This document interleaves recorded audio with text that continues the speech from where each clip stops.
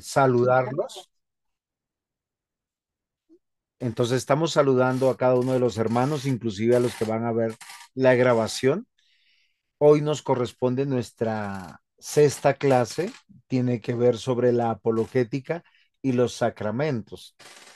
Y claro, podemos hablar de diversas expresiones religiosas, como los católicos romanos, fundamentalmente, que están en todos nuestros países latinos, o los mormones, o otros hermanos que trata el tema de, como los cuaqueros, el tema de nuestro documento, nos llama la atención profundamente.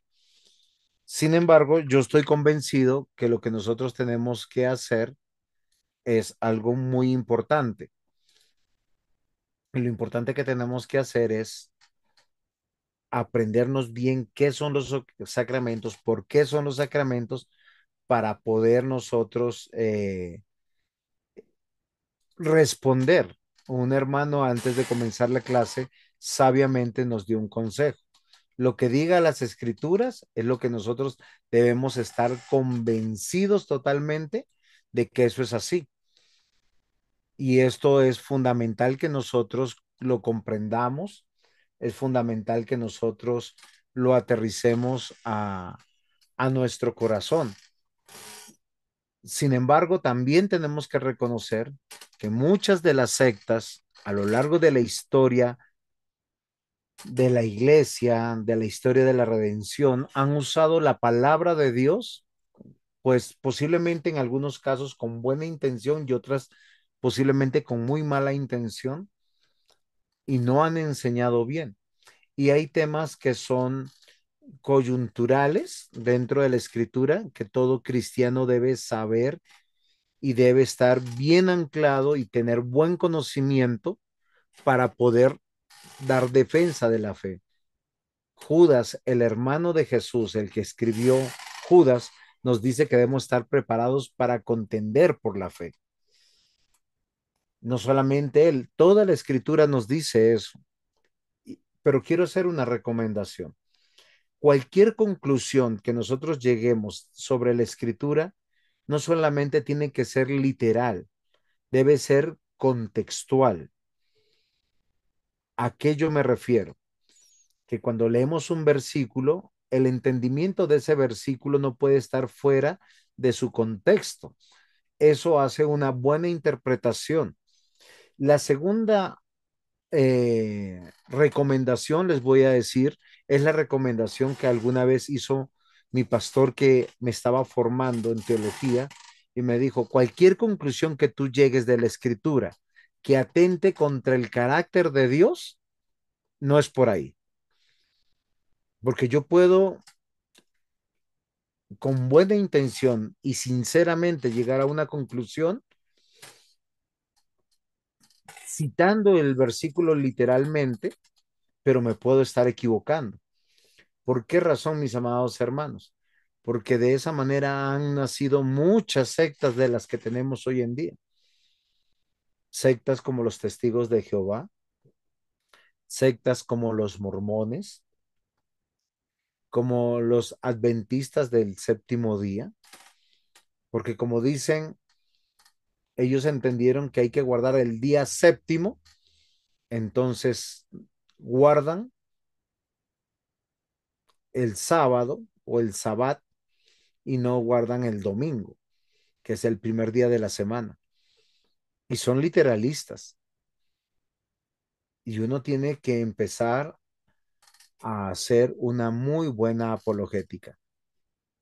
En esta noche, mis queridos hermanos, vamos a hablar sobre sacramentos y vamos a tratar de nosotros comprender su significado, su celebración. O sea, ¿por qué hacemos lo que hacemos?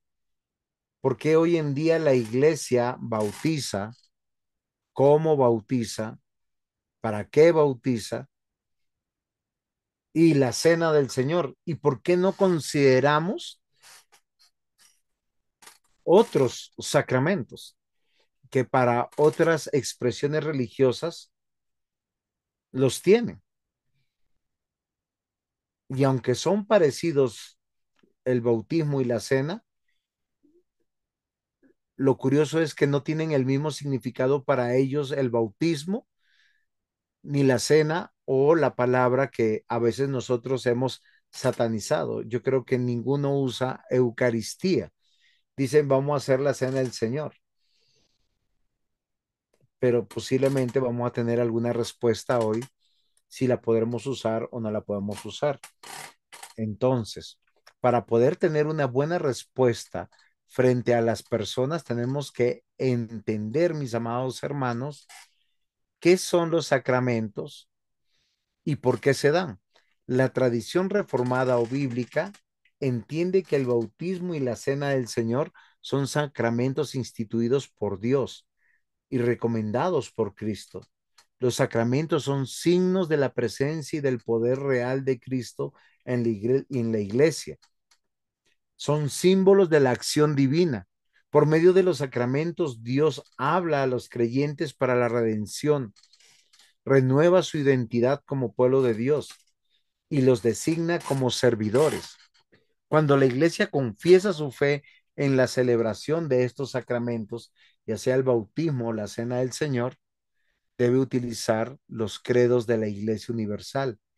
La palabra confesada es siempre juzgada por la palabra viviente, la palabra de Dios, Jesucristo, conforme a las sagradas escrituras. Y quiero hacer una aclaración. Cuando hablamos de la tradición reformada, debemos reconocer que en el siglo XVI Dios trajo avivamiento al remanente, porque la iglesia se había pervertido, se había desviado.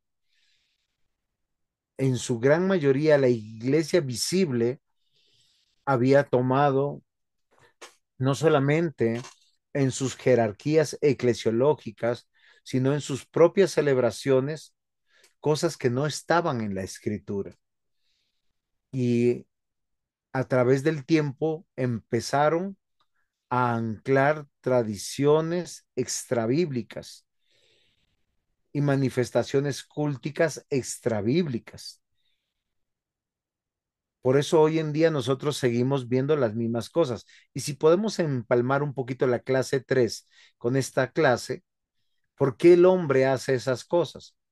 Porque el hombre caído, destituido de la gloria de Dios, no entiende, no ve, no escucha, porque está muerto en sus delitos y pecados, porque moralmente es enemigo de Dios, porque espiritualmente manifiesta esta muerte y esta esclavitud y su enemistad con el verdadero Dios y crean dioses falsos y expresiones de fe falsas que no honran a Dios. Y algo fundamental que nosotros tenemos que considerar, mis amados hermanos, es que nosotros creemos de nuestra fe y de los sacramentos. De hecho, muchos de nosotros en nuestras iglesias prefieren no usar la palabra sacramento, aunque la palabra sacramento viene del latín sacramentum, que fue un término escogido por San Jerónimo. Cuando digo San Jerónimo, no estoy hablando de ningún santo de la Iglesia Católica Romana, estoy hablando de un padre de la Iglesia cristiana, el cual es autor de la versión latina o de la Biblia latina, conocida como la Vulgata, la que se escribió en 1383 al 406 después de Cristo. Y usó la palabra sacramentum para traducir la palabra griega mysterium. En nuestra Biblia no aparece la palabra sacramento y la gran mayoría del pueblo evangélico hoy en día, posiblemente por desconocimiento de la historia y de su propia fe, usa la palabra ordenanza, pensando que hace bien. Pero este tipo de desconocimiento a veces nos aleja de la propia enseñanza. pues es un término que nació con los teólogos cristianos en sus discusiones sobre doctrina desde los primeros años, porque siempre el reino de las tinieblas ataca al reino de Dios, a la iglesia, para destruir su fe, para destruir su verdadera tradición, a través de permear el conocimiento. Por eso es muy importante, mis queridos hermanos, que aquellos varones que Dios ha puesto para dirigir la iglesia, porque esto es interesante, que Dios ha puesto varones al frente de la iglesia. Yo todavía no he encontrado, y me disculpan porque sé que acá hay buenas damas que han estudiado y esto no es un impedimento para que ellas estudien, porque deben estudiar como parte de la iglesia, pero a los varones que Dios ha puesto como diáconos, como ancianos, como ministros de la palabra y de los sacramentos, es un desafío conocer estos temas, saber que desde el comienzo la iglesia fue atacada en torno a qué creemos de Jesús, a qué creemos de la iglesia y a qué creemos sobre la palabra de Dios. Y nosotros tenemos que considerar esta verdad, mis queridos hermanos. Entonces, si ya entendimos que la palabra sacramento se ha usado desde los comienzos de la iglesia, están en artículos teológicos que han escrito los padres de la iglesia defendiendo la fe. Y ha llegado hasta nuestros días, tenemos que hacernos la pregunta, ¿qué es un sacramento? O los que, si hay alguno aquí que me dirá, no uso la palabra sacramento, uso la palabra ordenanza. Bueno, ¿qué es un sacramento o una ordenanza? Entendiendo que es mejor la palabra sacramento porque tiene que ver con un misterio sagrado, porque los sacramentos son medios externos de la gracia y ordenanzas divinas instituidas por Cristo, los cuales por medio de signos tangibles se presentan, sella y aplica a los creyentes la gracia divina, personificada en Cristo Jesús, así como los beneficios del pacto de gracia, los cuales los creyentes aceptan por la fe en Él y expresan asimismo su identificación, participación y unión indestructible con Él y su compromiso de apartarse y consagrarse para Él, apartarse del mundo y consagrarse para el reino de Dios, para servirle con toda integridad y fidelidad hasta que venga por segunda vez. Apreciados hermanos, la respuesta a qué es un sacramento podemos estar entendiendo que es un medio de gracia. Pero este medio de gracia, mis queridos hermanos, fue instituido por Dios. Los sacramentos, por tanto, se manifiestan como signos y sellos santos del pacto de gracia. No son meramente una ordenanza a consideración de un consistorio o a consideración de un pastor o de una iglesia. Nosotros debemos reconocer que son importantes y que Dios los dejó instituidos para representar a Cristo y sus beneficios. Porque a veces nosotros pensamos que los sacramentos tienen que ver con el creyente y no con Cristo. Y esta clase yo quiero demostrarles que los sacramentos tienen que ver con Cristo y sus beneficios para confirmar nuestra participación en Él, para confirmar lo que Él ha hecho en favor de su pueblo y también para establecer una distinción visible entre aquellos que pertenecen a la iglesia y el resto del mundo, quiénes están dentro del reino de Dios y quiénes están fuera del reino de Dios. Y los que están dentro, a través de los sacramentos, son obligados de manera, espero hacerme entender, graciosa, porque es un medio de gracia, al servicio de Dios en Cristo conforme a su palabra. y hay en cada sacramento una relación espiritual o unión sacramental entre la señal y la cosa significada, de donde llega a suceder que los nombres y efectos del uno se atribuyen al otro. Me explico. Cuando nosotros estamos considerando algo importante sobre el bautismo,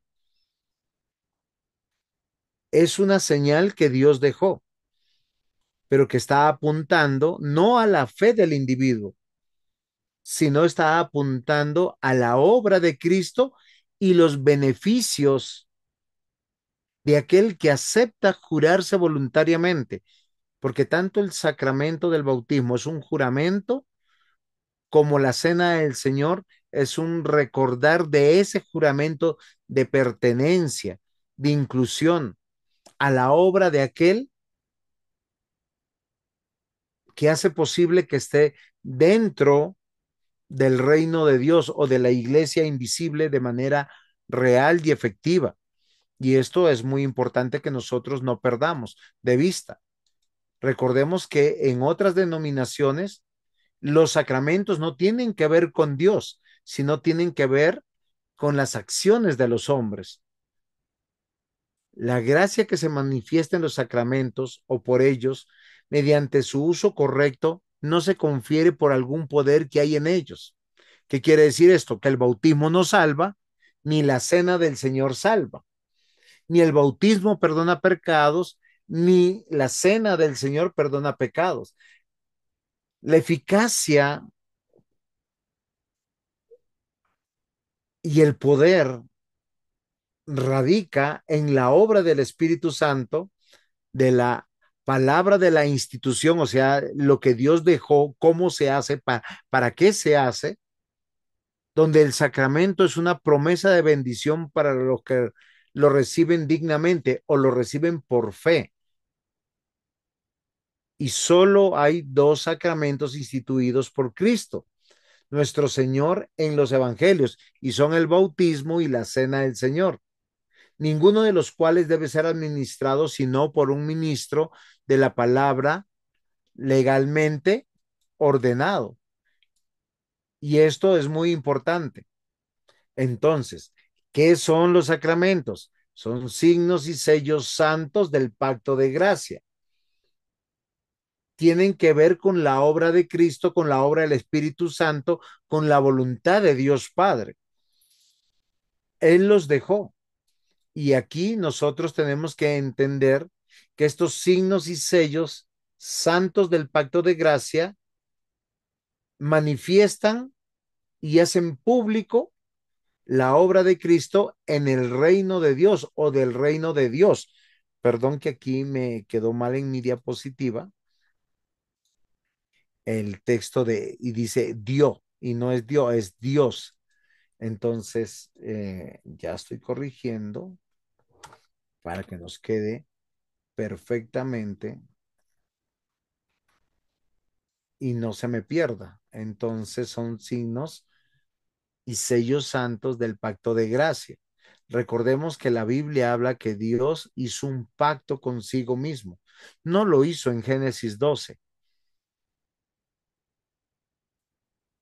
lo hizo en la eternidad. Hay un plan en el cual estamos caminando desde Génesis capítulo 1, donde la manifestación del reino de Dios se ha manifestado en algo que nosotros llamamos, como ustedes ven en pantalla, los que pueden verla, la historia de la redención.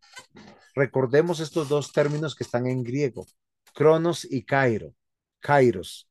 Cronos que nos habla de el tiempo nuestro, minuto a minuto, hora por hora, día por día, mes por mes, año por año, siglo por siglo.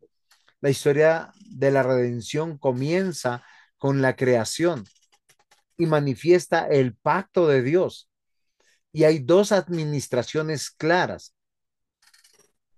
Fíjense que nosotros usamos la palabra Antiguo Testamento y Nuevo Testamento, pero la palabra testamentum es una traducción de pacto.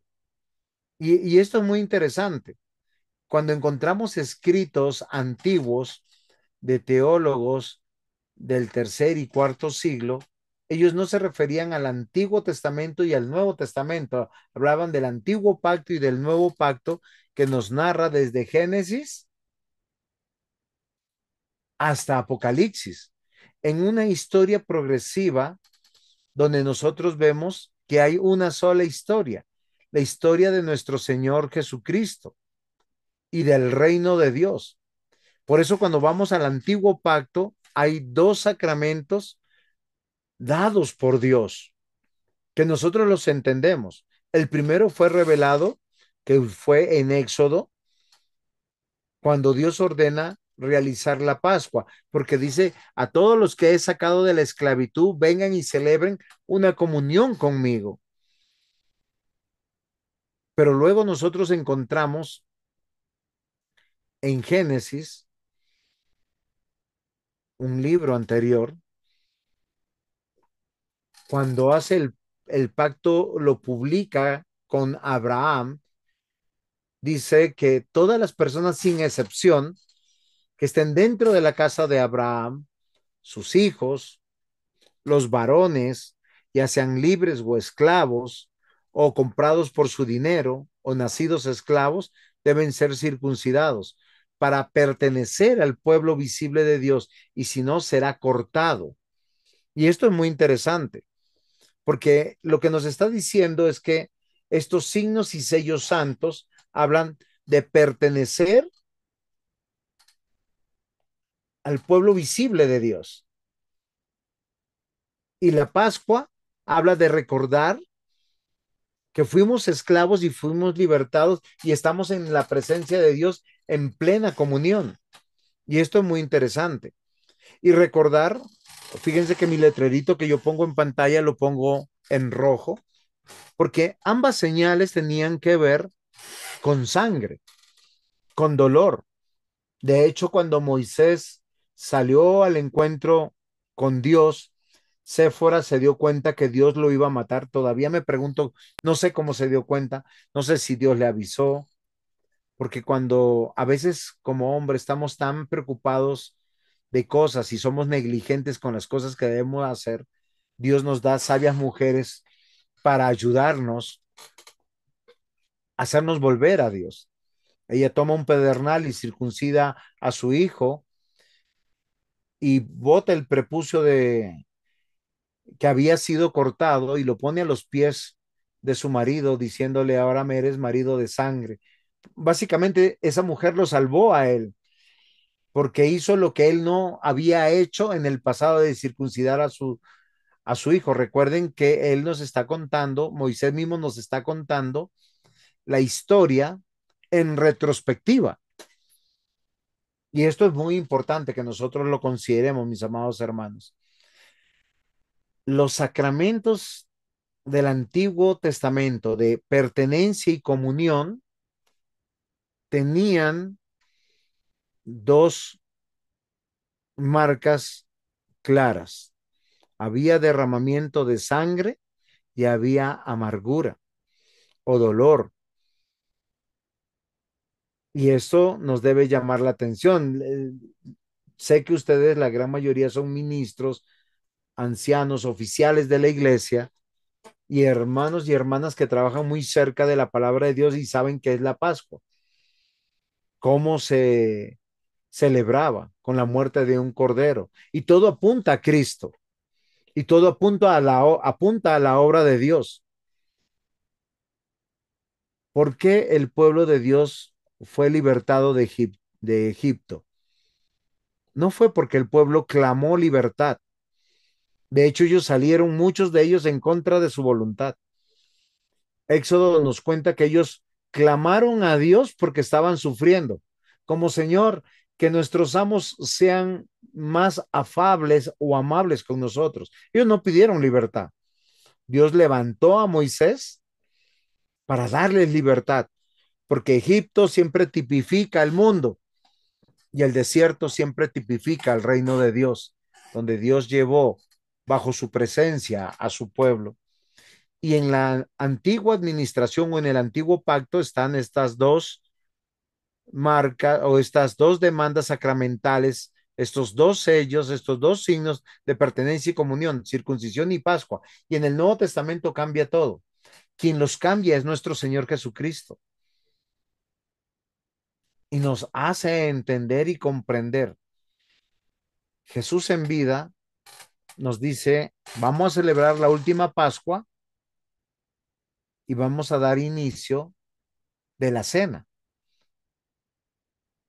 ¿Por qué es de esta manera? Porque la escritura siempre nos va a decir que Jesucristo es el Cordero de Dios que quita el pecado del mundo. Y no es una alegoría, mis hermanos, son declaraciones que hacen los evangelios, que lo hizo el mismo Juan el Bautista, que lo hace todo un libro como el libro de Hebreos, que cuando nos habla del antiguo pacto y nuevo pacto, nos está hablando básicamente de la ley ceremonial y de todas las implicaciones de las fiestas solemnes que habían que celebrarse, que ya en Cristo no se celebran. Y nosotros nos damos cuenta que en Lucas 22 es planteada la cena del Señor y dice la ordenanza, y harán esto en memoria de mí. No es en memoria de su fe, no es en memoria de la iglesia, no es en memoria de la denominación, sino de Cristo. Y después del ir a la cruz, resucitado, aparece a sus discípulos. Y antes de ascender, todos tenemos Mateo 28 en nuestras Biblias. Él dice, yo soy Dios, pero no lo dice así, sino lo dice de esta manera. Si toda potestad me es dada en el cielo y en la tierra, por tanto, id y haced discípulos. Y en sus Biblias y en mi Biblia y hay una coma. Y uno le pregunta, ¿cómo hacemos discípulos? Y dice, bautizándolos en el nombre del Padre, del Hijo y del Espíritu Santo. Y eso es muy importante. Después ahí termina esa frase y comienza otra frase separada. Dice, enseñándoles que guarden todas las cosas que yo os he mandado. Y yo estaré con vosotros todos los días hasta el fin del mundo. Entonces, nuevamente vemos que en el nuevo pacto los sacramentos están en vigencia, pero cambian. El de pertenencia ya no hay derramamiento de sangre. ¿Por qué razón? Porque Cristo murió en la cruz, derramó hasta su última gota de sangre, que en la cena del Señor Él nos recuerda, esta es la copa del pacto en mi sangre. O sea, ya no hay más necesidad de más sangre derramada, ni de más expresiones de amargura o de dolor. Por eso el bautismo es una señal sacramental, un signo, un sello de la obra de Cristo, de lo que Él hace en favor nuestro y ya lo explicaré más adelante. Pero todo tiene que ver con el reino de Dios, de cómo pertenecemos al reino de Dios por la obra de Dios y cómo estamos en comunión de la obra de Dios de manera permanente. Y depende en qué administración estamos, si en el antiguo pacto o en el nuevo pacto. Si entendimos esto, cuando preguntamos qué es un sacramento, tenemos que entender que los sacramentos del antiguo pacto, en cuanto a las cosas espirituales significadas y manifestadas por ellos, los sacramentos, eran en sustancia los mismos del nuevo. La palabra de Dios enseña que solo hay dos sacramentos instituidos y ordenados por nuestro Señor Jesucristo, y estos son bautismo y la cena del Señor. Quiero hacer una pausa y ver si hay alguno que tenga alguna pregunta, algo que no quedó claro, o si podemos seguir adelante, o si alguien quisiera aportar algo. Con todo gusto, mis hermanos, para que no sea una clase de esta manera solo catedrática.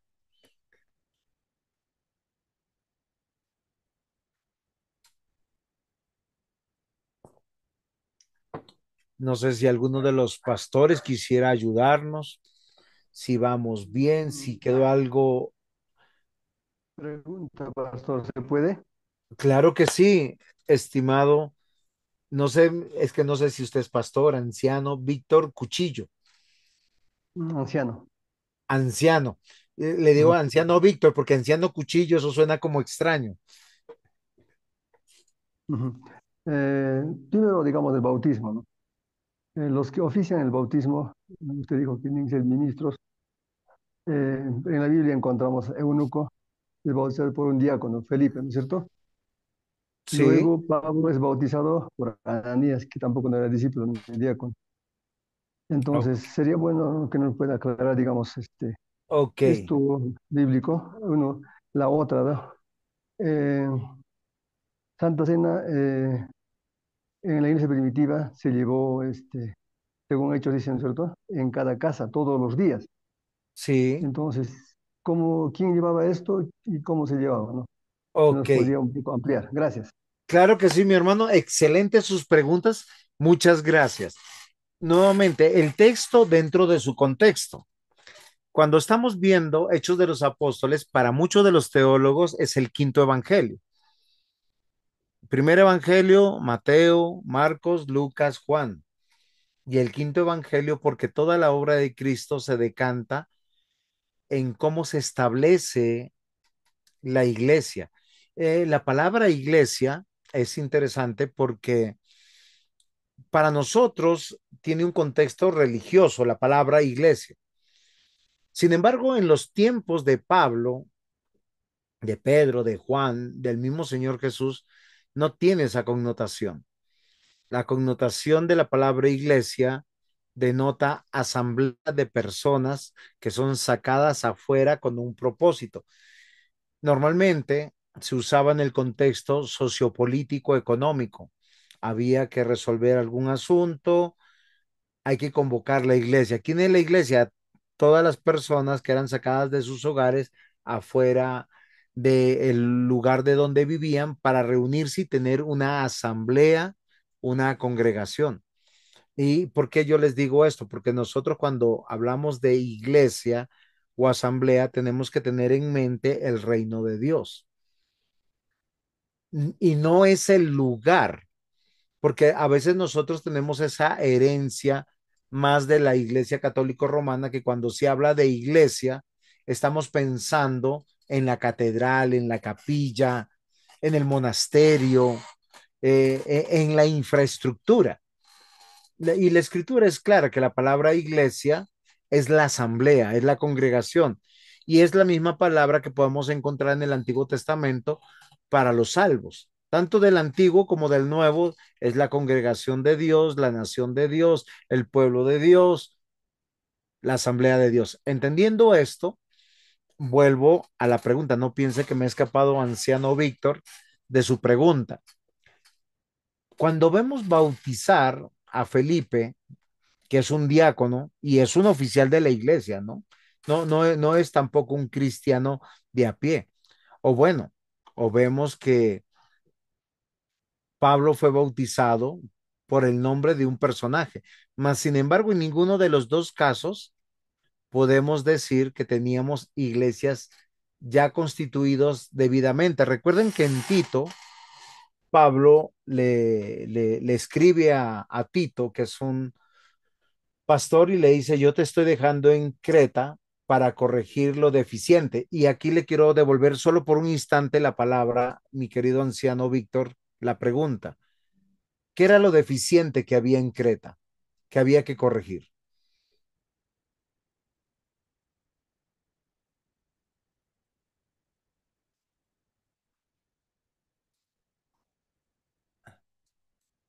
¿Si está por ahí mi querido anciano o... Preguntando a mí, ¿sí? Me pregunta, pastor, a mí, ¿no? Sí, sí, Estamos hablando del gobierno de la iglesia con Tito, ¿no? sí, sí, Hay un exacto. desorden, ¿es cierto? ¿No? ¿Y cuál era el No, desorden? entiendo que, digamos, el desorden, hay varias cosas allí, ¿no? Entonces está corrigiendo eso a fin de que no había, digamos, eh, personas que no estaban en orden su vida espiritual, sino tenían, No, no dice eso. Acá dice en el versículo 5 de Tito 1, por esta causa te dejé en Creta, para que corrigieras lo deficiente y establecieses ancianos en cada ciudad como yo te mandé. Ya, pero ese es Ok. gobierno, Sí, claro, ese es el gobierno.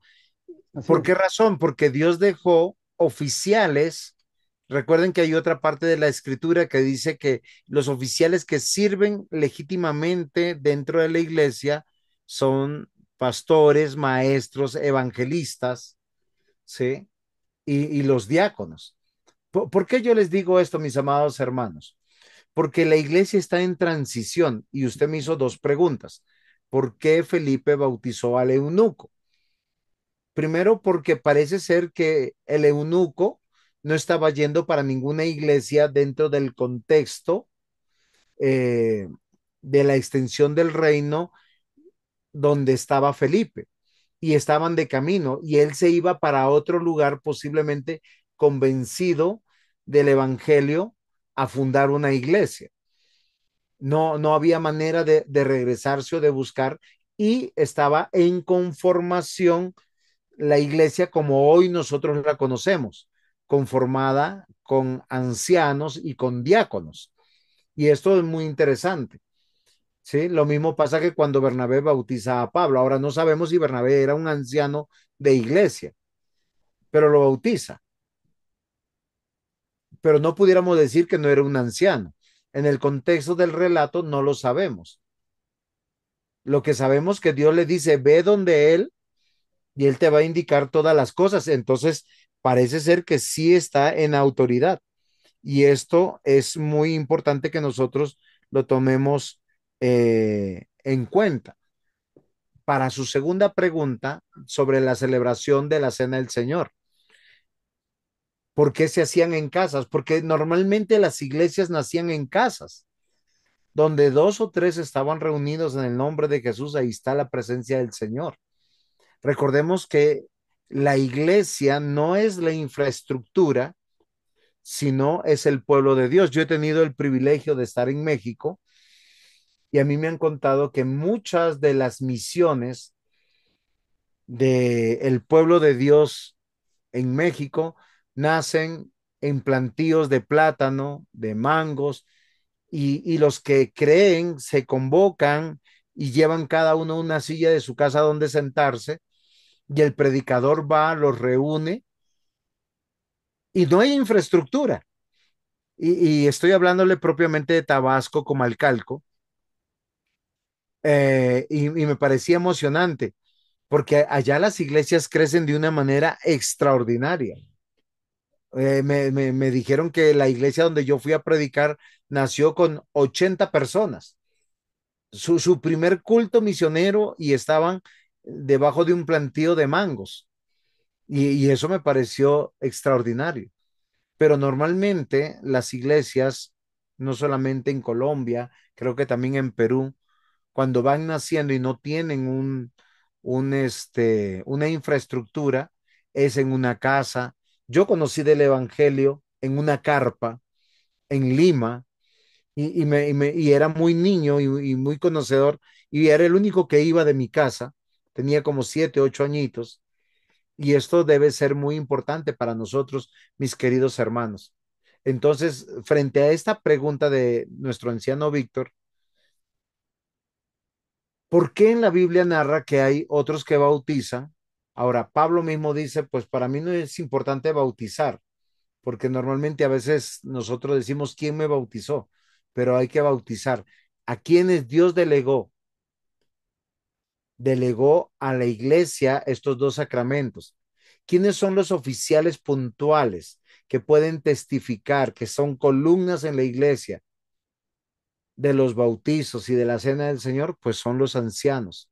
De hecho, hoy en día, en la gran mayoría de denominaciones bíblicas, el pastor es ordenado como ministro de la palabra y de los sacramentos, entendiendo que también los ancianos pueden en su momento, con permiso de su gobierno, en el caso de los presbiterianos, de su consistorio o del presbiterio o de la asamblea, pueden efectuarlo. ¿Por qué razón? Por orden. Cuando yo les cité Tito, la idea era ver que podemos tener iglesia, podemos tener personas reunidas en una asamblea, pero necesitamos que la presidan personas debidamente llamadas al ministerio y ordenadas, conocedoras. Nosotros cuando vamos a Tito y a Timoteo vemos los requisitos para los varones que van a servir en la iglesia y esto es importante, que deben ser personas que conozcan la palabra de Dios, dice no un neófito. Por eso el desafío para nosotros es estudiar la palabra de Dios con las herramientas correctas que la misma Biblia nos da, que nosotros desde nuestra humanidad, desde nuestra conformación sociopolítica, económica, religiosa, hemos denominado teología, el estudio de la palabra de Dios. Y esto es importante. Y ese orden habla de una iglesia bíblica. Y nuestro hermano decía, sí, hay un gobierno, que era lo deficiente en Creta, que habían hermanos reuniéndose, pero sin ancianos. Y hay que tener ancianos en las iglesias. Hay que recordar que el primer concilio está narrado en Hechos 15 para resolver temas teológicos referentes a qué cree la iglesia, qué podemos aceptar que sea bíblico y que sea y que no sea bíblico. Y recuerden que estaba el tema de la circuncisión y eso es muy importante. Entonces, hermano Víctor, espero haberle respondido y no sé si alguno o confundí más. Está bien, pastor, gracias, le agradezco. Ok, muchas gracias por tu comprensión. Entonces, avanzando en el tema que estamos hablando de los sacramentos, que son expresión del único pacto de gracia desde Adán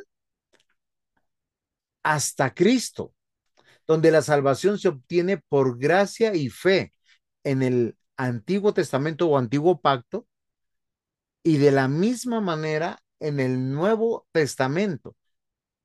Pero las maneras como se prefigura la obra de Cristo cambia y cómo se conmemora y cómo se aplica esa obra, recordando que solo Jesucristo es el único mediador del pacto y su sangre es la única que limpia y en la que hay perdón de pecados. Y aunque nosotros vemos dos administraciones en la Biblia que las podemos llamar antes de Cristo y después de Cristo, solo hay un evangelio para todos, solo hay un pacto y las señales indican algo más allá de sí mismas. Y esto debe ser algo muy importante para nosotros. ¿Cómo hacemos apologética correcta, mis queridos hermanos? Entendiendo que los sacramentos son medios de gracia. Como medios de gracia es una ordenanza de Dios para que las personas que han creído en el Mesías, que han creído en Cristo Jesús, entiendan los beneficios de la redención a través de Cristo. La iglesia, la asamblea de Dios, la congregación de Dios, el pueblo de Dios debe de entender que en este sentido los únicos medios de gracia son la palabra de Dios y los sacramentos. Por eso los pastores o los ancianos docentes, no sé si en Perú hay la misma distinción que acá en Colombia. Tenemos ancianos docentes que son los pastores, ministros de la palabra y los sacramentos y ancianos gobernantes o ancianos que tienen la responsabilidad de ayudar en el gobierno de la iglesia, son copastores que son autoridad y se reconocen como autoridad. Entonces, los únicos medios de gracia que nosotros vemos y apuntan a la obra de Cristo es la palabra de Dios y los sacramentos. Y en los sacramentos son signos, sellos de la obra de Cristo, porque los sacramentos fueron instituidos por Dios. Y aunque el romanismo afirma que son 7 los sacramentos, como el bautismo, la confirmación, la cena del Señor, el matrimonio, las órdenes, la penitencia y la extrema unción, nosotros nos distanciamos de esta postura. Inclusive pudiéramos decir que el bautismo de ellos no tiene ni siquiera la misma significación que tiene para nosotros, porque ellos bautizan no solamente para la pertenencia a la iglesia, sino para el perdón del pecado original. Y para ellos la cena del Señor contiene una distinción totalmente diferente a la concepción que nosotros tiene, porque para ellos creen en una doctrina que se llama la doctrina de la transustanciación, y eso debe ser muy importante que nosotros lo aclaremos y lo tengamos claro, porque si lo tenemos claro, nosotros nos damos cuenta que es totalmente diferente.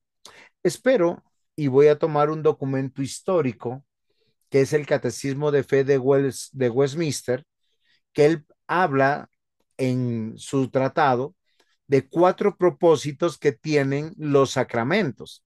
Y esto es muy importante que nosotros lo meditemos. Primero, para simbolizar a Cristo y sus beneficios. O sea, el sacramento del bautismo y de la cena apuntan a Cristo. Es otra manera de decir que el sacramento sirve como una señal. Y me explico, cuando uno va por carretera, uno ve diversos tipos de señales. Hay señales prohibitivas, hay señales preventivas, hay señales informativas, pero son señales.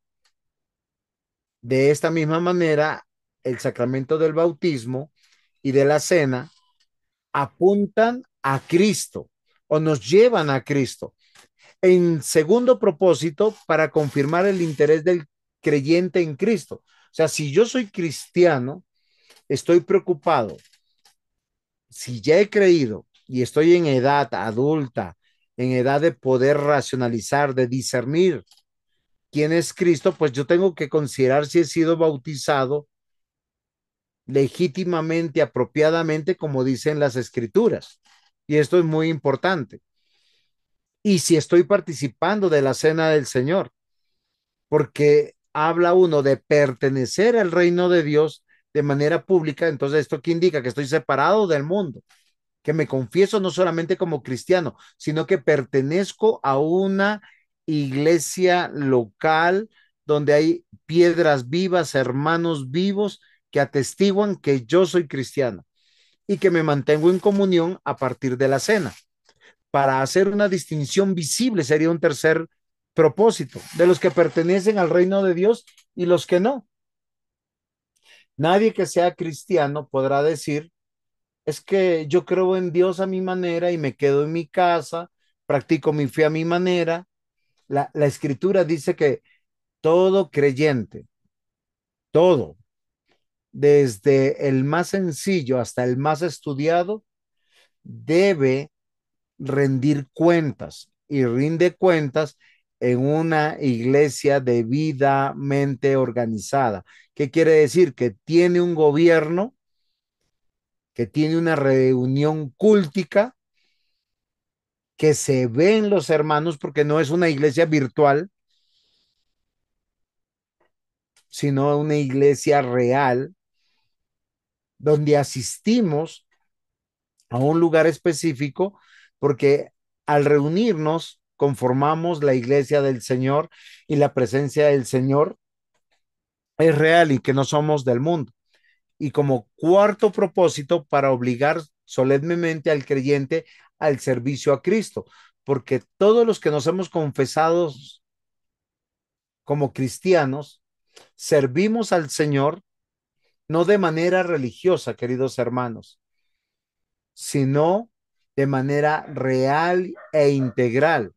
Sirvo a Dios al ser buen hijo, buen cónyuge si estoy casado, o dando un buen testimonio de mi soltería, de ser un buen ciudadano, de ser un buen empleado, de ser parte de una sociedad, pero también parte de una iglesia visible, porque no puede decirse que nosotros servimos al Señor solo cuando estamos en un contexto litúrgico, ceremonial o religioso, porque el reino de Dios va más allá de la expresión cúltica, va en cómo soy como esposo. ¿Cómo estoy obedeciendo el mandato? Maridos, amad a vuestras mujeres y no seáis ásperos con ellas. Cuando tomé el voto, el juramento, el sacramento del bautismo, estoy diciendo que nací a una nueva vida, a conducirme como Cristo me ordena en cada uno de los aspectos de mi vida. Si soy sencillamente hijo, todavía soy menor de edad y soy una persona que he entendido que soy cristiano, que he sido apartado, o sea, que he sido bautizado, que estoy participando de la cena, que tengo 12, 13, 14 años, pues yo tengo que comportarme en esa jurisprudencia que Dios dice del quinto mandamiento. El quinto mandamiento dice, honra a tu padre y a tu madre para que te vaya bien en el lugar que Dios te ha puesto, que en el tiempo que Dios te ha dado de vida, porque eso es también ser cristiano. Y eso es muy interesante. A las mujeres dice, mujeres, sujetaos a vuestros maridos, porque esto es justo delante del Señor. Y esto es muy importante. Ahora, la sujeción no trata de humillación. La sujeción trata de ser uno con el esposo. Y eso es muy importante. Pero si hablamos de ser trabajador, aquel que ha sido sellado, estamos diciendo que el sacramento es sello. Significado apunta a Cristo. Y eso es algo muy importante que nosotros tenemos que meditar, mis amados hermanos. Y nosotros tenemos que considerar realmente si estamos valorando estas ceremonias que apuntan a la obra de Cristo. Porque, mis amados hermanos, no olvidemos que esto me hace diferente porque es la presencia del Espíritu Santo en nosotros, que hemos sido bautizados por el agua y el Espíritu. Los sacramentos se dan a los creyentes y son un beneficio exclusivo de los que son hijos de Dios, miembros del reino de Dios y no son del mundo. El mundo se comporta como el mundo. Para esto yo quiero explicar realmente lo que dice la confesión de fe de Westminster. Es una confesión que se redactó por 5 años para que la iglesia supiera qué es lo que cree y cómo se debe de hacer. Fue hecha en el contexto del Parlamento inglés por teólogos del momento para dar una respuesta a un requerimiento de Enrique VIII que decía, venga, ¿qué es lo que cree realmente la Iglesia de Cristo? Y en uno de sus apartes dice, el bautismo es un sacramento del Nuevo Testamento, instituido por Jesucristo, no para admitir solamente en la iglesia visible a la persona bautizada, sino también para que sea para ella una señal y sello del pacto de gracia, de su injerto en Cristo, de su regeneración, de la remisión de sus pecados y de su rendición a Dios por Jesucristo, para andar en novedad de vida. Y recordemos que el reino de Dios demanda de nosotros, los cristianos, vivir para Dios en el hogar, en la iglesia y en el Estado, porque todo lo que hacemos o lo hacemos para Dios o no estamos viviendo de acuerdo a nuestra fe. Los sacramentos tienen que ir más allá de simplemente de un ritual. Es un sello del pacto de gracia que indica que yo tengo un corazón nuevo, un espíritu nuevo, una mente renovada por el Espíritu Santo. El elemento externo que ha de usarse en este sacramento, estamos hablando del bautismo del agua, es el agua, perdón, con la cual se ha de bautizar a la persona en el nombre del Padre, el Hijo y el Espíritu Santo, por un ministro del Evangelio legalmente llamado para ello. Para eso tenemos algunas citas que no las voy a poner para no demorarnos, pero si ustedes gustan examinarlas, Mateo 3:11, Juan 1:33, Mateo 28, 19 y 10. Ahora, La Biblia no indica cómo va a ser el bautismo. A lo largo de la historia, el bautismo se ha manifestado de tres maneras: por inmersión, por aspersión o por infusión. No de esta manera tan clara y directa, porque no hay una orden que hay que sumergir o hay que derramar o hay que aspersar agua. No es necesariamente por inmersión. O sea, una persona que es bautizada por cualquiera de estas tres maneras, siempre que tiene que haber es agua, ya sea para que sea derramada, para salpicarla o sumergirla, será correcto. ¿Tienen alguna pregunta hasta aquí?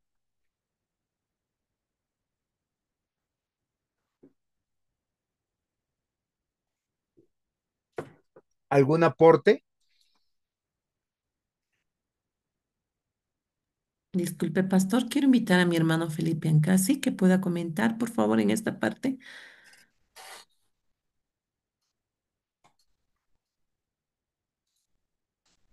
Aló, hermana. Hermano mío, lo escuchamos.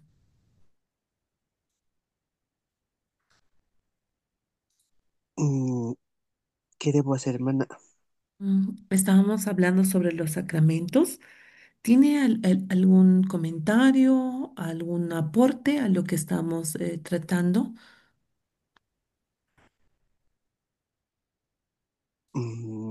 Sí, tal como, bueno, antes saludar a todos mis hermanos o al pastor o quien nos está enseñando en esta noche al respecto de los sacramentos. Eh, bueno, está claro, ¿no? Que nosotros mayormente tenemos a la doctrina eh, y que practicamos también, ¿no? Considerando esos dos sacramentos dentro de la iglesia, eh, más que todo las iglesias evangélicas, ¿no? Claro está que el catolicismo tiene diferente práctica y bueno, sería bueno también, si es posible, aclarar o saber, ¿no? Cuánto o desde dónde surge, bueno, sí es desde Constantino tal vez, ¿no? Entonces, saber todo eso, porque mayormente ahora en todo los sectores, siempre se promueve, pues, ¿no? La fe católica.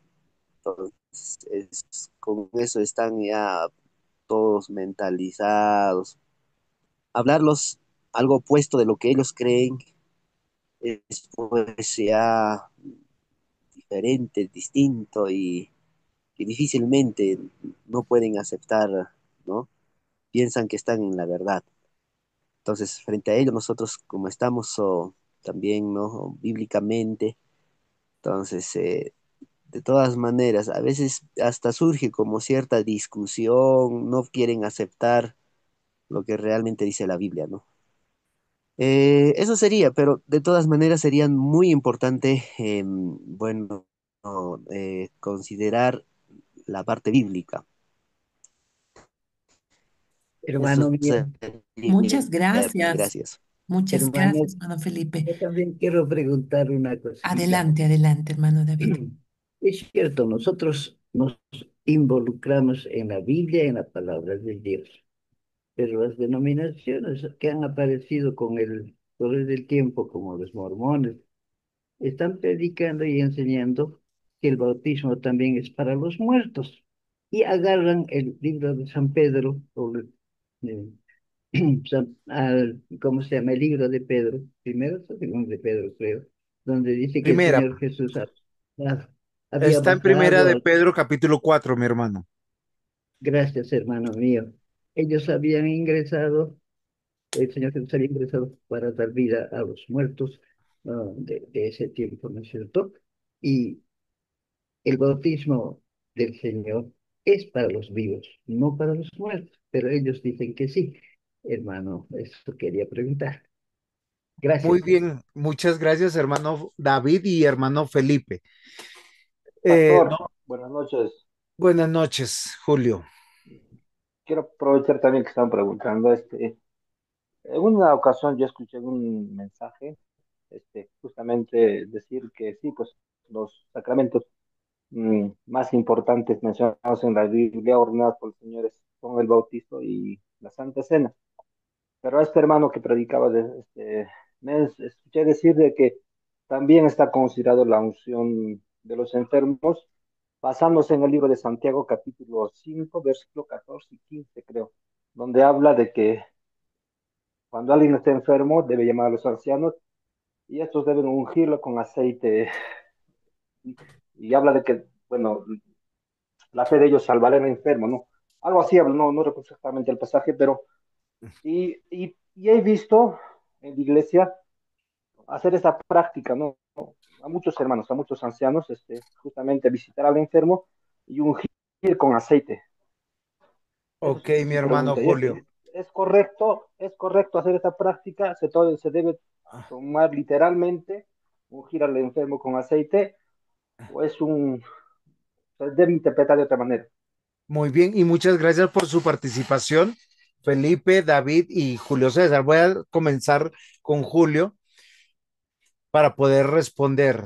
Si nosotros comprendemos bien qué significa la palabra sacramento, que es sellos, signos, símbolos y señales del pacto eterno de redención, nos vamos a quedar con dos premisas, que es de pertenencia y de comunión, porque tiene que ver con el reino de Dios. ¿Cómo se pertenece? A través del sacramento para nuestra dispensación del nuevo pacto o del Nuevo Testamento es del bautismo, porque así Jesús lo ordenó, que Él es el rey sentado en el trono. Y el de comunión es el de la cena. ¿Por qué? Porque es una ordenanza para manifestar que aquel que fue apartado para ser discipulado está creciendo y recordando que aquel que comenzó la buena obra la está perfeccionando. Entonces, ¿qué es lo que pasa cuando nosotros no diferenciamos ordenanzas de sacramento? Caemos en lo que Julio decía. La Biblia sí dice que debemos orar. Ahora, debemos recordar el contexto porque se ungía con aceite. Recordemos que el aceite para Santiago y en los tiempos de los apóstoles era una medicina. No es que el aceite era un ungimiento de esa manera. De hecho, nuestro Señor Jesús sanó de diversas maneras. Puso barro en los ojos del ciego. Oró por personas que no estaban en su presencia y sanó. Y simplemente con su voz hasta dio vida.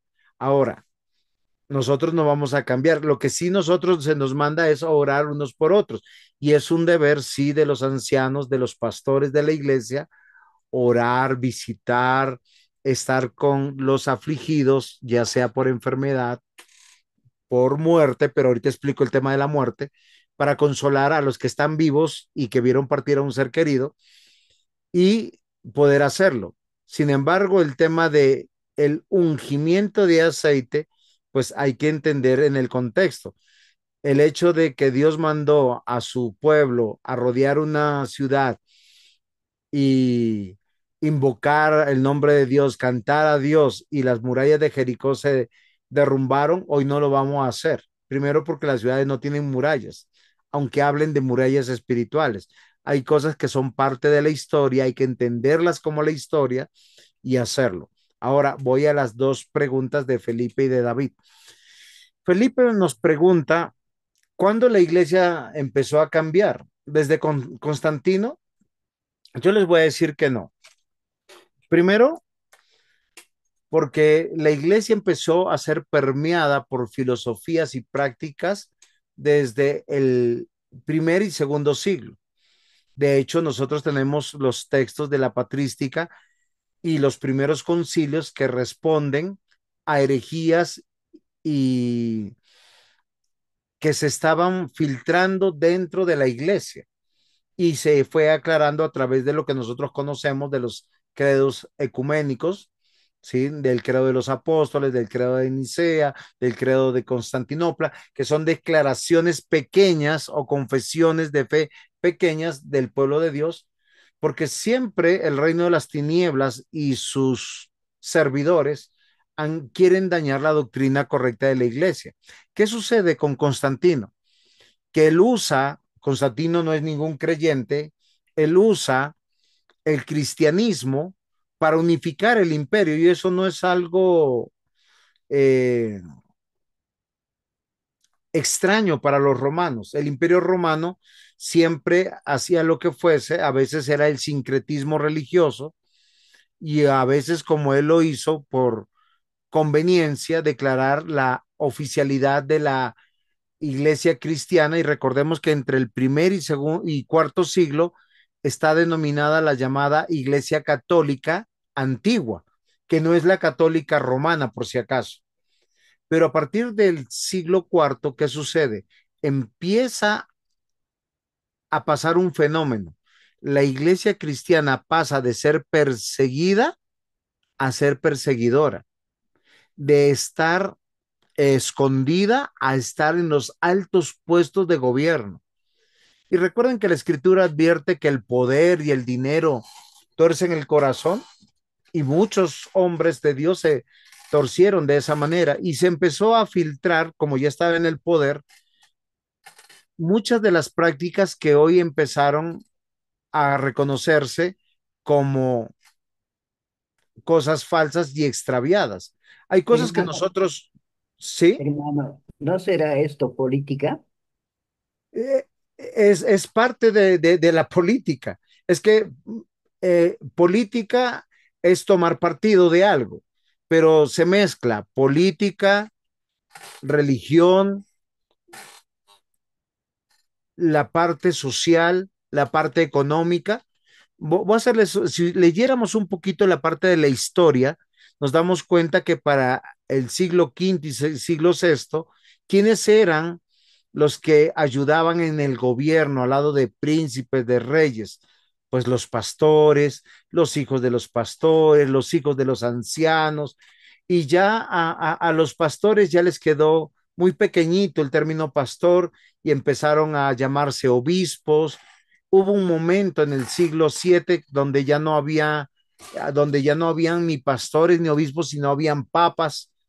Teníamos hasta 7 papas en todos los territorios romanos, porque eran pastores de mucha influencia.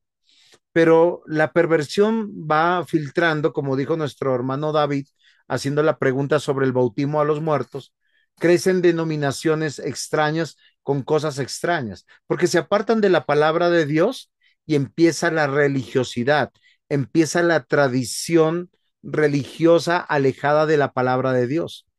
Y es algo que es importante, que nosotros tengamos que conocer. El catolicismo romano, como hoy lo conocemos, queridos hermanos, nace con el Concilio de Trento.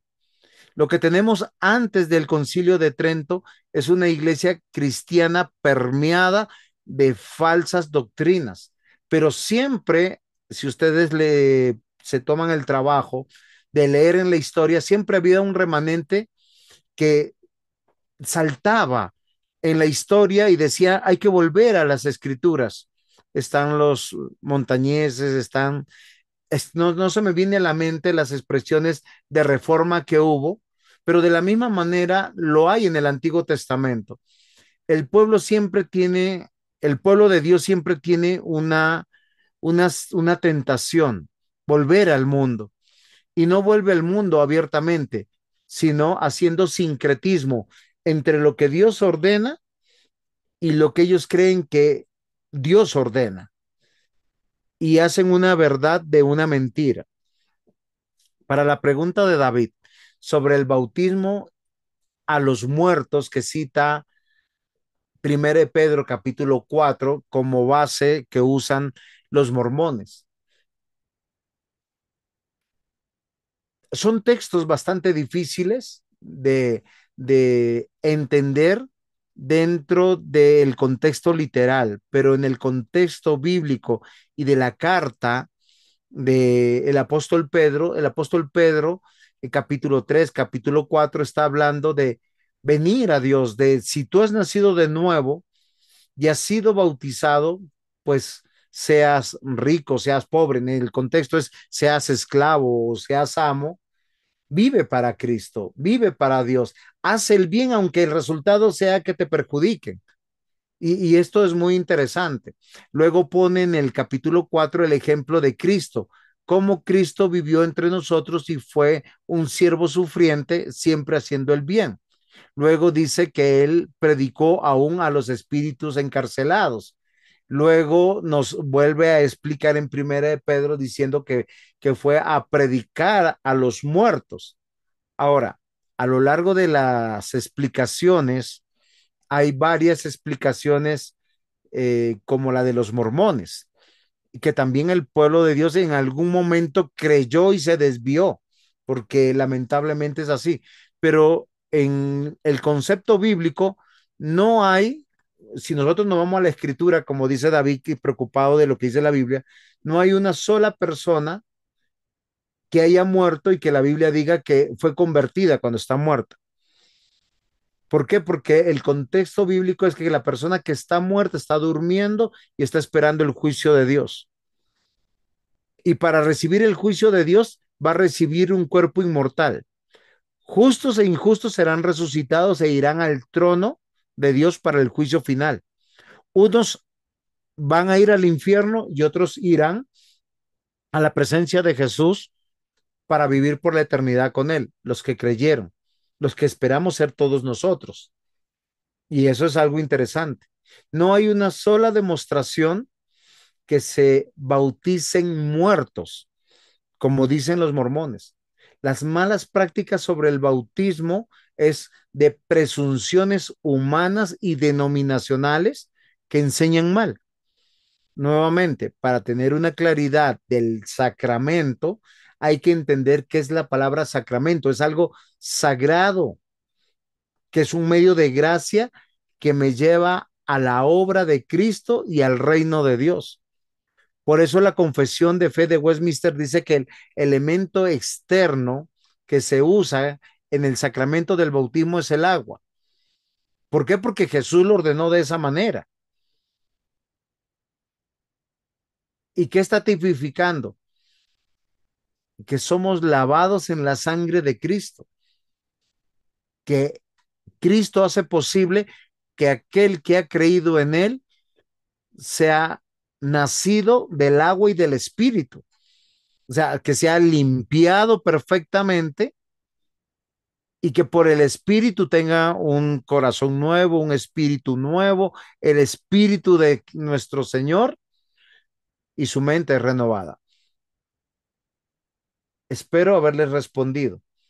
No tenemos mucho el tiempo y creo que, mire que el tiempo ya nos llegó hasta las 9. ¿Qué hago, mi hermana Carla? Hermano, Sí, David. nuestro Señor Jesús se bautizó, fue bautizado. Entonces es el ejemplo de más indestructible, inexplicable, y creo que esa forma de ejemplo que Él nos deja es para los cristianos que estamos vivos, ¿no? Gracias, hermano.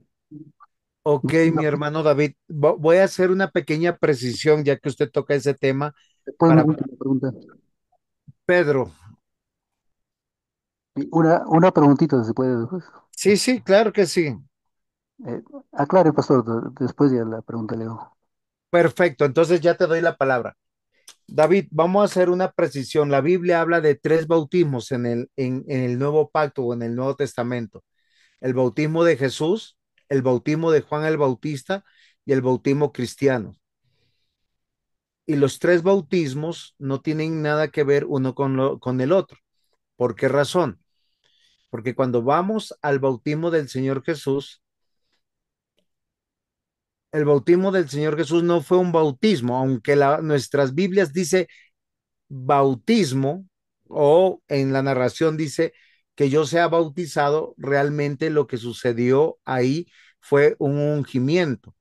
¿Por qué es un ungimiento? Porque nuestro Señor Jesús tiene 30 años, a esa edad tiene la mayoría de edad cualquier judío, y él estaba siendo consagrado para tres ministerios fundamentales que cumple en su obra, de ser verdadero rey, verdadero profeta y verdadero sacerdote. Por esto, aunque derrama agua Juan el Bautista, el que oficia esta ceremonia de ungimiento lo hace Dios, con las siguientes palabras que se evocan del cielo y que narran la escritura: este es mi hijo amado en el cual tengo complacencia. Y desciende el Espíritu Santo, dice, en forma de paloma, y se reposa sobre él. Recordemos que Jesús es Dios, es el verdadero rey, es el verdadero sacerdote y es el verdadero profeta. Y la razón del reino de Dios es a causa de aquel que se sienta en el trono. Él no necesita ser limpiado, no necesita pertenecer, porque de hecho nosotros somos injertados en Él, porque Él es el reino, Él es la palabra, Él es Dios. El segundo bautismo que trata la escritura en el Nuevo Pacto o el Nuevo Testamento es el bautismo de Juan el Bautista, y no hace referencia al bautismo de los cristianos. ¿Por qué razón? Porque en la época de nuestro Señor Jesús y de los apóstoles, el bautismo era para pertenencia a las diferentes expresiones religiosas, y Juan el Bautista, ¿ustedes se acuerdan a qué pertenecía él? Porque él era un ascetista muy conocido. Recuerden que él vestía de piel, comía solo miel de abejas y vivía en el desierto. Y él dice ahí, bautizaba de una manera diferente.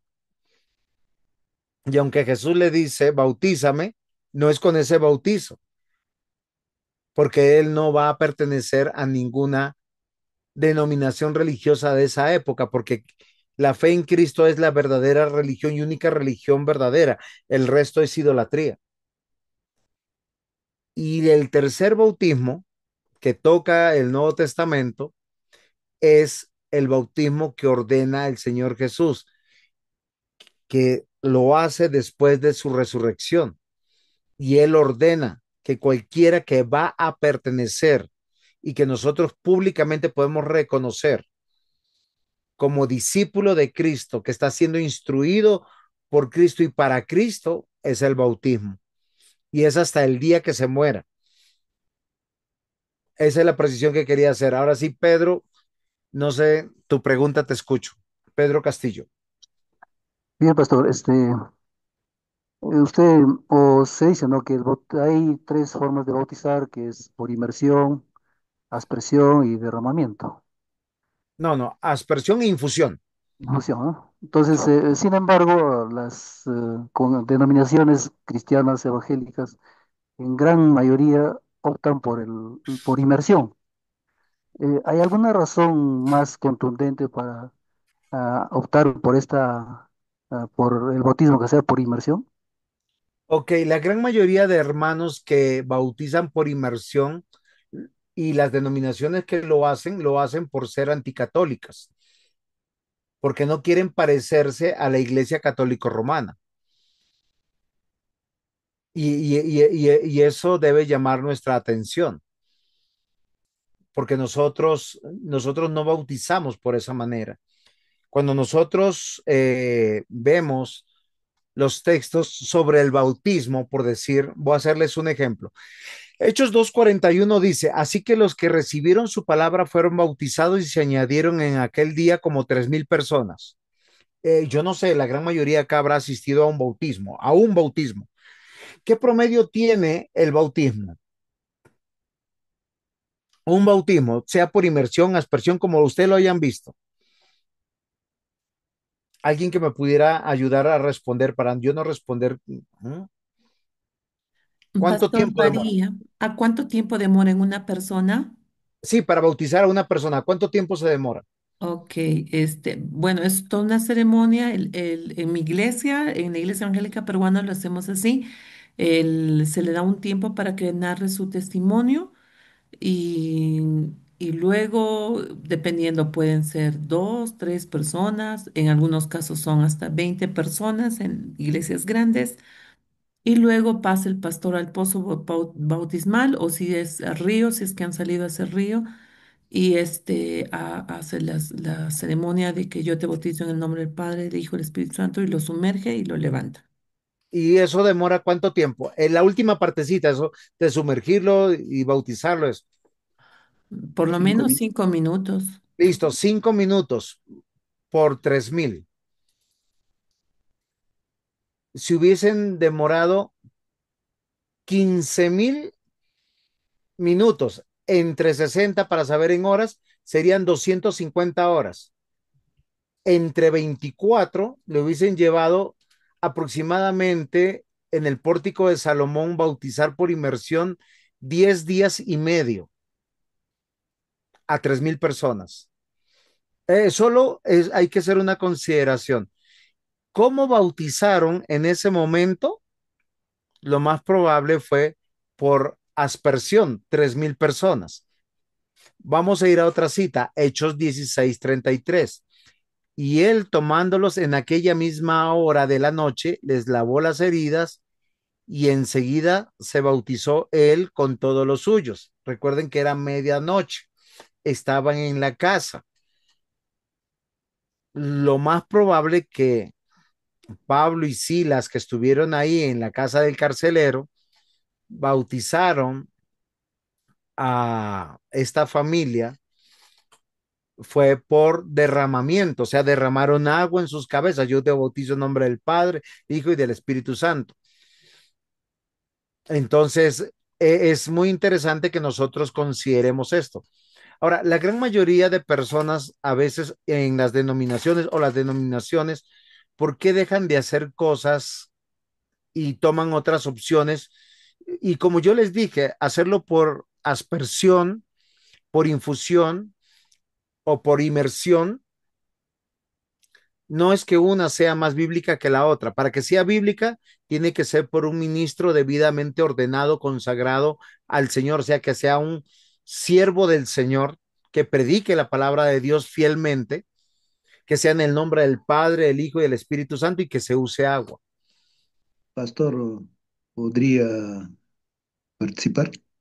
Sí, claro que sí. Juan Prudencio, usted es anciano, pastor, hermano de la iglesia. Soy ministro. Pastor, ¿cómo está? Mucho gusto.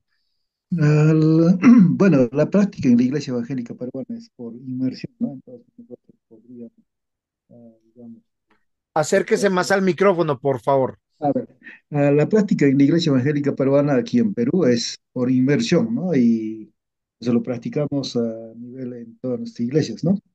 Entonces, claro, los textos podemos señalar en Mateo 10, 1:10, en Hechos 8:38, 39, en Romanos 6:34, ¿no? Entonces, que tenemos la base bíblica, ¿no? Eso más quería comentarla, ¿no? Claro que sí, pastor. Nuevamente, como les digo, creo yo firmemente desde una postura bíblica, el bautizo por inmersión, por aspersión o por infusión son válidos.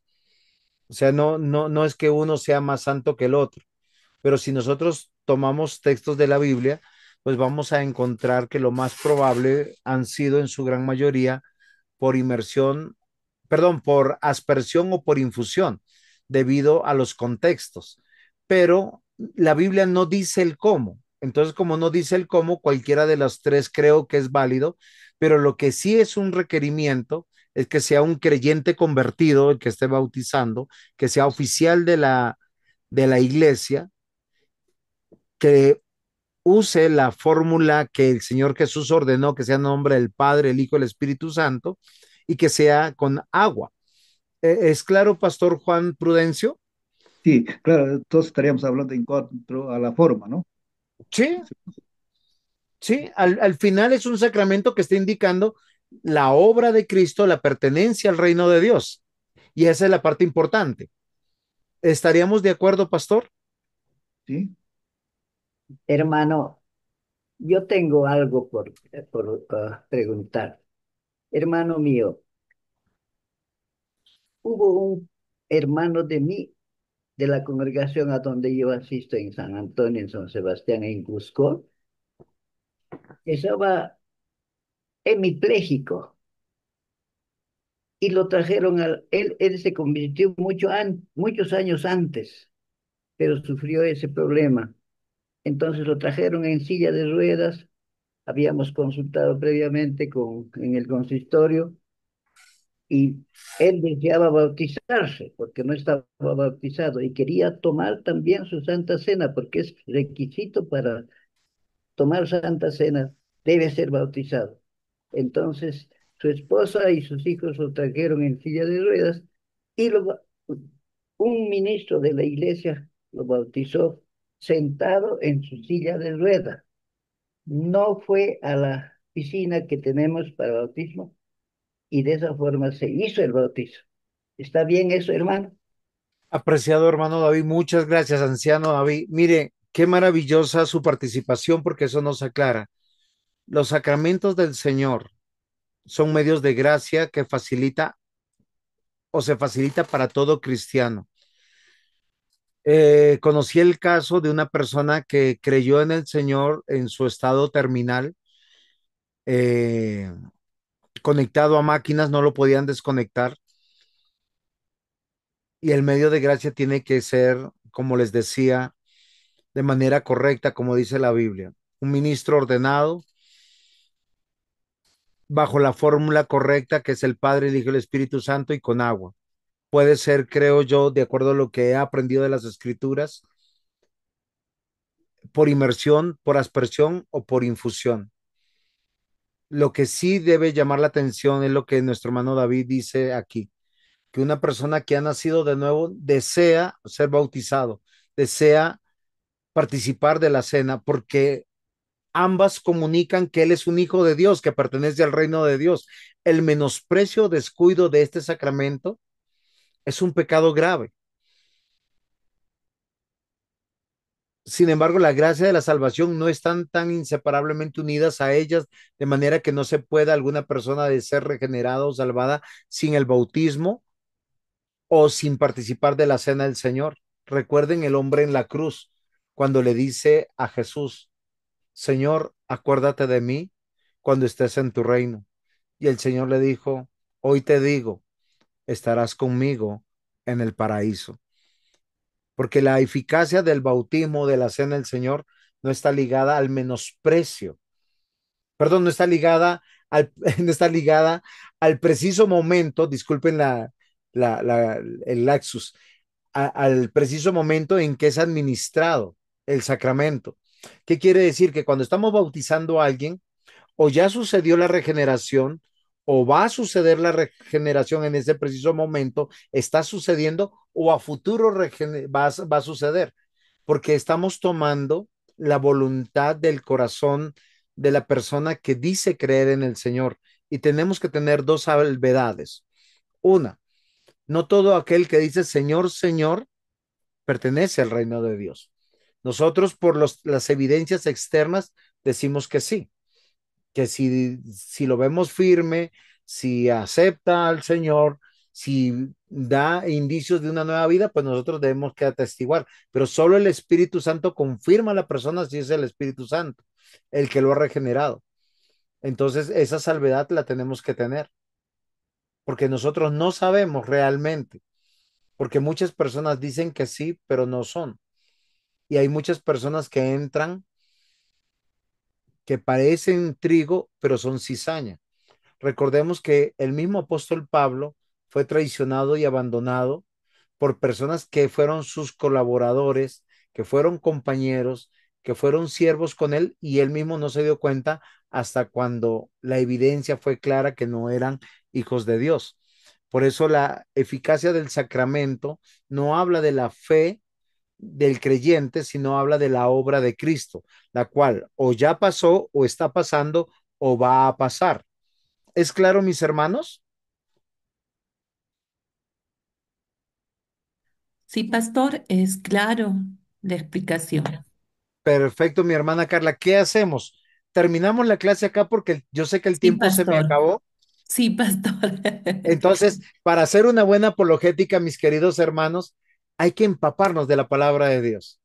No ser literalistas, sino poder entender y comprender la palabra de Dios en su contexto. Y este contexto nos va a dar su explicación y cualquier conclusión que lleguemos debe honrar el carácter de Dios. Si hay algo que no honra al carácter de Dios, yo debo de empezar a cuestionar y decir, posiblemente estoy equivocado, porque aquí no estoy honrando el carácter de Dios o aspectos del atributo de Dios.